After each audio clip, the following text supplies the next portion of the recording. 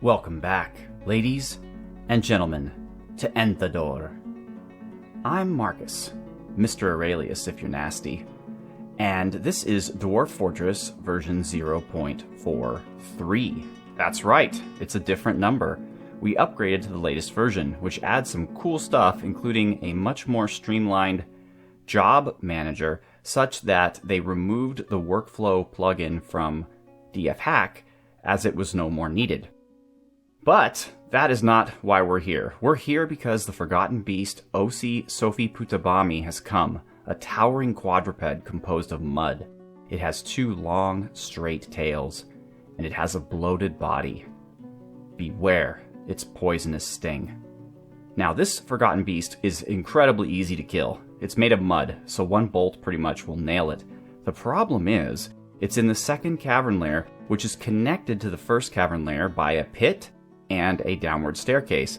And the problem with that is we have a Forgotten Beast in the first cavern lair that has a crazy syndrome, and we don't know yet what that syndrome does or what it is. So I've really kind of not wanted to fight him because I don't want to lose my whole fortress to that, but it's, whatever.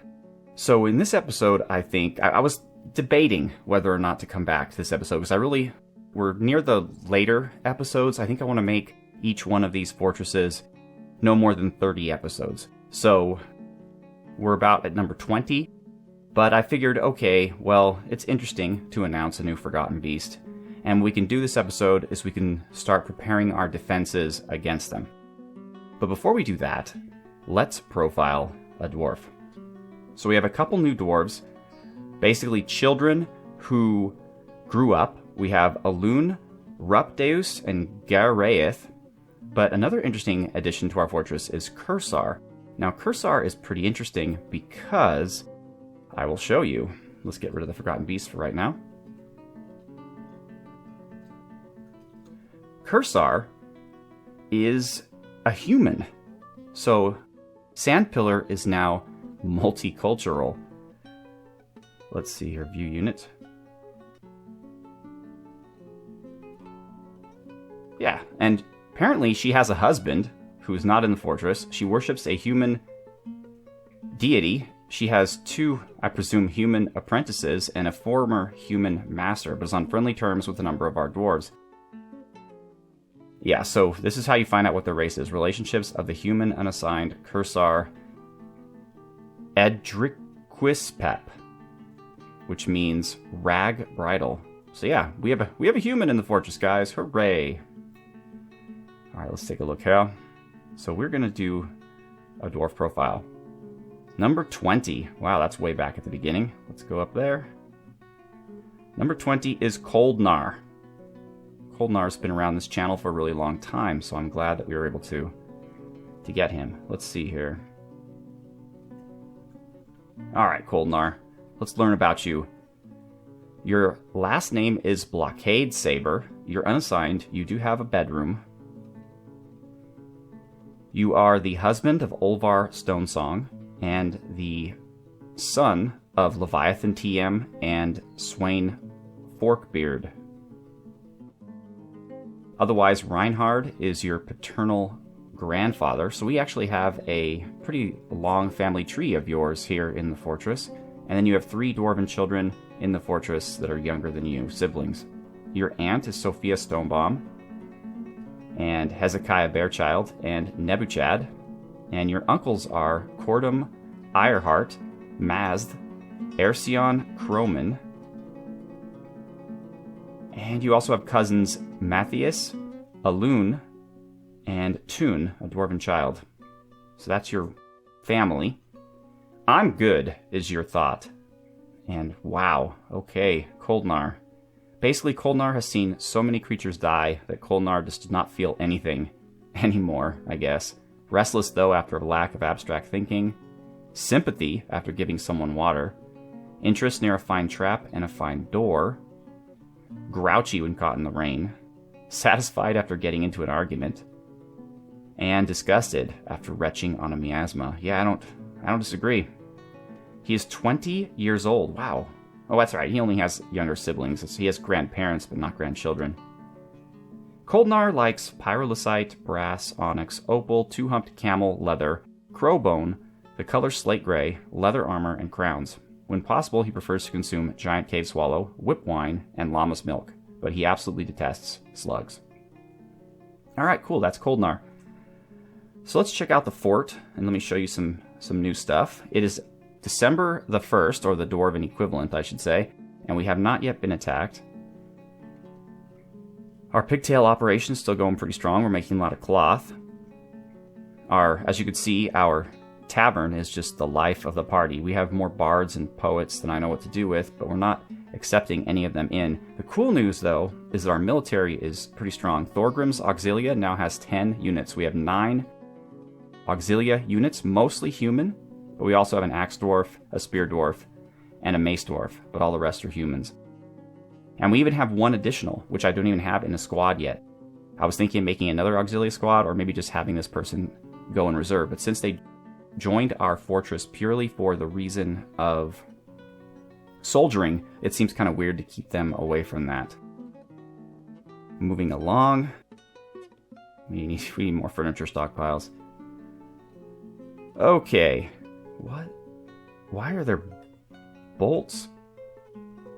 Oh, because that's right, these used to be metalsmiths forges, and we're running out of bolt storage, so I guess there's bolts in here now.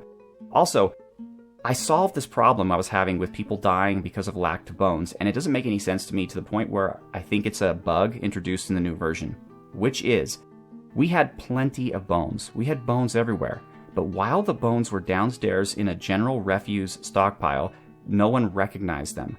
As soon as I created a stockpile here just for bones, it's still a refuse stockpile, but it's just for bones, skulls, hooves, and teeth, or something along that, then immediately it was discovered and people started getting bones from there. So it must be some kind of bug, because this didn't happen in Anvil Quested.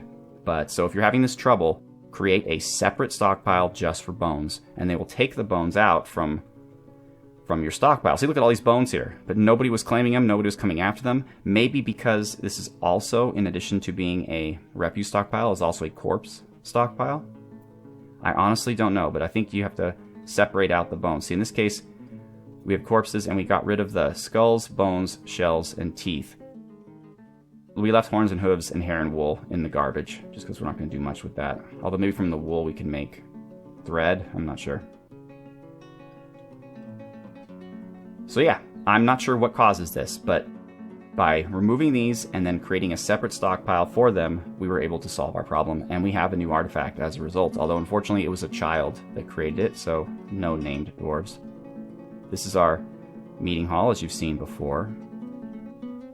Bedroom level 1. Oh, we should have, I'm hoping, we should have soap now in the hospital. Let's see here. We do. 750 is 750, which that filled up really fast. I only made a couple bars, but I guess that's all we need. So we have plenty of soap now. I am digging out this wall here because if you'll look, our reservoir is down to about 4 and 5. So I'm going to open it up for a little bit, let it fill up to maybe 6, 7, and then close it up again. I did some interesting things here. This is our Baroness and also Militia Captain. And we've got iron, an iron chest and cabinets, but we had some potash. So I made clear glass armor stand and weapon rack, a clear glass coffin, a clear glass table and chair, and then some green glass statues. And then I made gem windows. This is a pink and green. I forget even what kind of gems they are. Let's see here. It's a gem window. I know that. I'd like to know what kind of gem, though, if I could. Ah, there you go. Pink jade. So it's a window made out of rectangular pink jade, table cut pink jade, and round pink jade. And then this is green tourmaline. So let's take a look at the statues real quick, because I tried to make them relevant to our fortress. So here's one of Smith Masters Jr., and it's the scene of Smith Masters Jr. being killed by Nergzung. We've seen plenty of that in engravings and stuff. Here we have a rendition of the Bronze Fang, which is a finely designed image of table-cut gems, and that image is the symbol of the Flag of Striking, a local dwarven government, and that is our local government. So she has a statue of the government that she is the Baroness of. And then we have an exceptional green glass statue of cheese. Now, why on earth would we do this? Well, the image is the symbol of the oaken flags, which is our dwarven civilization. So, unfortunately, the oaken flags' symbol is cheese. Yeah, good times. And then here, up in the crypt, we have Fulgar Goresmash, so a statue of herself, as she accepts the position of militia commander. That was done by Mr. Popdog. He's the one who designed the statue. And then here we have a rendition of the Pillar of Pines, an image of an oak and Fulgar Goresmash. The image was commissioned by the Flag of Striking, a local dwarven government. So this is a statue I had put together by my own design. It was a combination of Fulgar and the symbol of our civilization, the oaken flags, which is the great oak. Even though technically our official symbol is cheese, I'm going to go with our unofficial symbol being the giant oak tree whose roots are strong enough to break the rock, which is my invented symbol of our civilization, because it's a lot better than cheese, in my opinion. So that's her room. She's happy as a clam. We're just about ready to engrave some more pillars once this happens, and let me show you our new artifact. I guess I can just get it from the artifact. Have I forgotten? There we go. And we have a ton of books and codexes and scrolls here, but I don't know where they are. I think they're still in the possession of the people who have them, because I only have one book sitting around. But this is Anist Ore, the Ignition of Drinks, a siltstone figurine of Stakhost Shinhate. This is a siltstone figurine of Stakhost Shinhate. All craftsmanship, of course, is of the highest quality. It's a masterfully designed image of Stassost, who is a goblin, and Uznos Greatestfell, the growth of mastery, the Hydra. And it looks like the Hydra is killing the goblin in the Courageous Dunes in 37, so that was over 100 years ago. It's encrusted with rectangular siltstone cabochons and encircled with bands of beak dog bone. The object menaces with spikes of pigtail. On the item is an image of Sea Mansplitter F. Grave Listens. Ooh, that's kind of a spooky name. The dwarf and a siltstone door. Sea Mansplitter F. Grave Listens is raising the door. And this is, of course, because Mansplitter created the door in Sandpillar in 153. And finally, we have an image of mountains in lignite, and an image of Adam Axefasten the dwarf in beak dog leather. So that's probably our best artifact in terms of value. Alright, anything else? Our Dwarven Atom Smasher is ready to go to destroy old clothes and stuff like that we don't need. Moving down, down, down. Well, I'll just skip to the chase. So here's our floor. These are all smelters. They're being worked around the clock. These are our glass furnaces. And these are our metalsmiths' forges. Up here, we have our dining hall, which I'm going to make entirely out of green glass. We have some tables and chairs. They're not really filling up the food and drink areas yet. We have our bedroom as well. So here's our stockpile for sandbags for the glasswork. These are 3 quantum stockpiles for the lignite, the limonite. This is lignite, this is limonite, and marble in order to make steel. And finally, these are bar block bins. This is iron. This is coal. No, what is this? Yeah, this is bars of coal. This is pig iron. And this is steel. Do we really have this much steel? No, sorry, this is coke. I'm sorry, this is pig iron. And this is steel. And then this is coke. Alright, that's what it was. I'm pretty sure. Let me double check this. Yep, pig iron. And so yes, let me see, steel. Yep, although frankly I just made a ton of pig iron, so it should be here. I'm not excited about the fact that it's not. Oh, here we go. Full of pig iron. Excellent. So that is our magma floor, and as we go further below, magma. And by the way, I've turned back on text will be text, and it hasn't crashed yet, so I'm pretty happy with that. Alright. So, actually I don't think I saved any hotkeys. Well, this is the closest one. It's our marble floor that we're digging out. So this creature is here somewhere. It's in the, definitely, there it is right there in the marble. Alright, so I think my idea, as I said before, was to have the opening be here-ish. Yeah, So let's see where a good place would be to... Alright, so we could have, let's say, the entrance tunnel here. So what we'd want to do here is we'd want to have a channel, let's say 3 wide. So we're going to have a drawbridge over that. And we're actually going to make it wider than the drawbridge, actually. So the drawbridge will be 3 wide, but the channel itself will be 5 wide.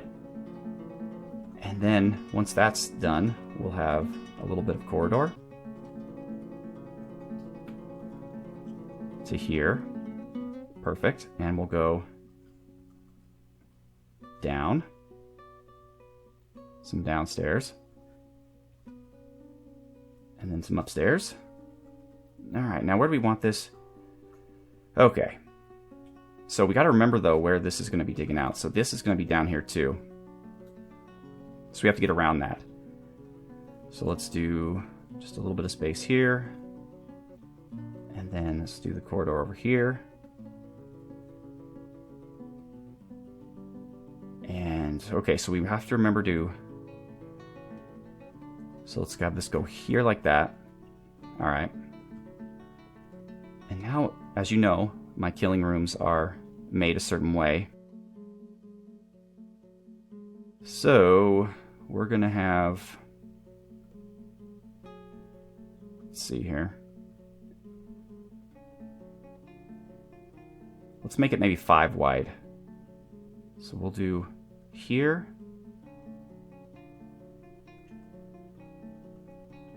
Okay.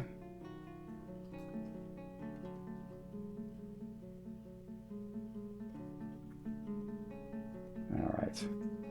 I don't show this often, but I figure you might be interested to see how I do when I'm doing it and how my mind works when I'm doing it. So, all right, so this is coming over here and going into there. So this is going to be where our Marks dwarves come in and do their thing.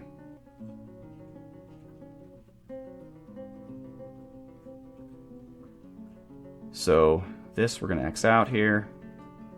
And we're actually going to do down ramps. Let's see, what's the down ramp? That's actually, there's no down ramp, there's just channeling. So we're going to do that. We're going to channel here.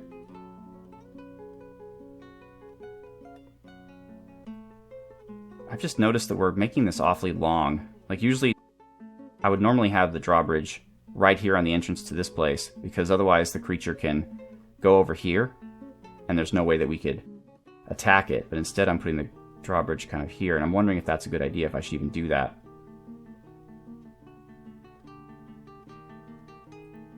I kind of want a drawbridge here, though, just to keep random critters from walking in here. But for right now, let's not. For right now, we're just gonna... And we're just gonna mine this out normally. Alright. So, but if that's the case, then that means that I'm going to need actually to do my channeling here.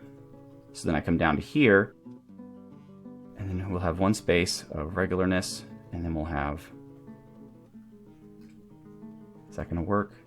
Yeah, we'll have 2 of this. So the drawbridge will be here. And then the room will be here. So actually, we're going to get rid of this and this. Okay, but we don't want it to be like this. This will be fine here. But these ones actually are going to be channeled. Actually, we're going to channel all of this.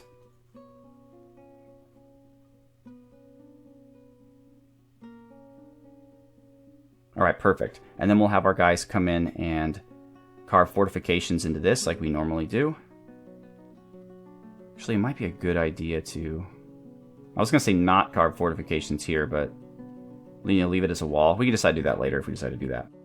So they're going to come down here. They're going to come down this ramp. Then they're going to come here. We're going to have a drawbridge here. And then we're going to have that big killing room here, which is going to end here. Okay. So we're going to have another thing here. And then some more channels.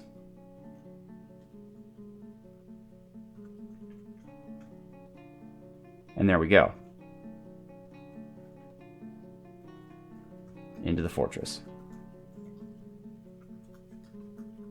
And this is how our civilians will get out into the caverns. So this drawbridge is last resort here. If anything gets through here, we're in some serious trouble. In fact,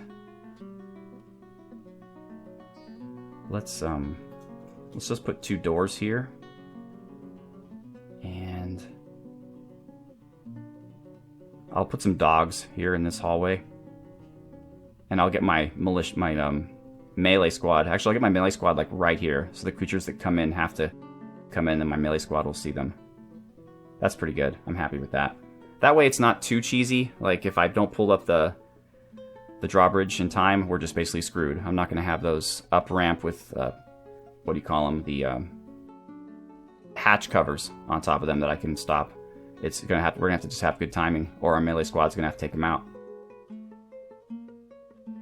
So I think we're good here. I think this is all perfect here. This is all perfect here. This is good here. And we're not opening up the entrance yet. All right, perfect.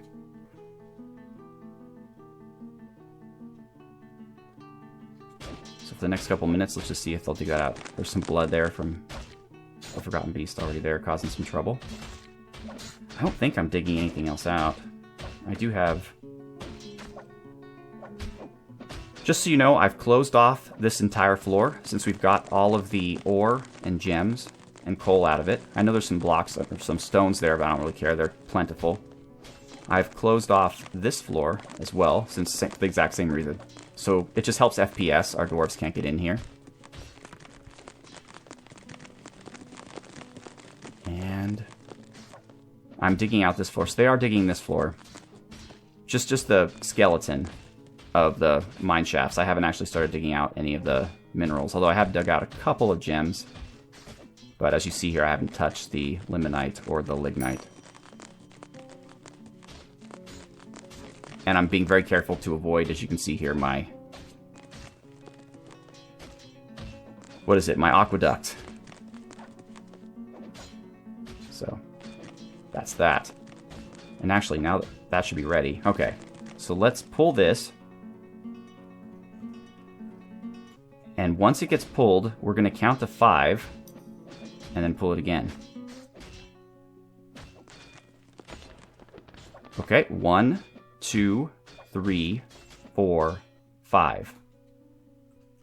Alright. And pull it. And let's see how we're doing here. Oh, good. We're not even close to being...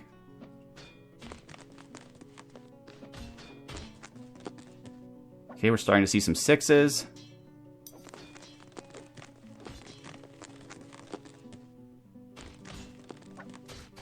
Okay, are we not pulling it?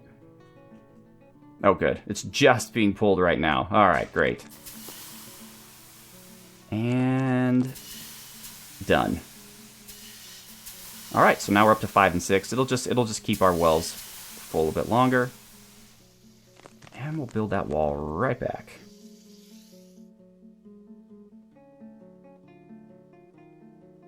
Let's make it out of siltstone blocks. Alright, cool. Let's go back to... We should, I should call this something. Let's call it... Shift F2. Okay, let's zoom here. And we'll call it Cavern. I'll call it Cavern 2, but it's really Cavern 1 and Cavern 2 combined since they are connected to each other. And there's really nothing in Cavern 1 that I want. It doesn't have any water, so it has no vegetation. It doesn't have much in the way of ore or anything useful, but Cavern 2 does have marble. Yeah, Cavern 1's kind of useless. There's a couple gems here and there, but it's basically a dead cavern layer. Just doesn't have any trees growing in it or anything. I wonder if the two Forgotten Beasts would fight each other. Probably not. There's its elk bird blood. It kills the elk birds too fast for me to see what it does them in. Gorlak, help, save me. I've been wounded. That's very annoying. But I can't tell. Yeah, I'm trying to see if I can kind of suss out what happens to people who are attacked by this creature. What are you oosting about?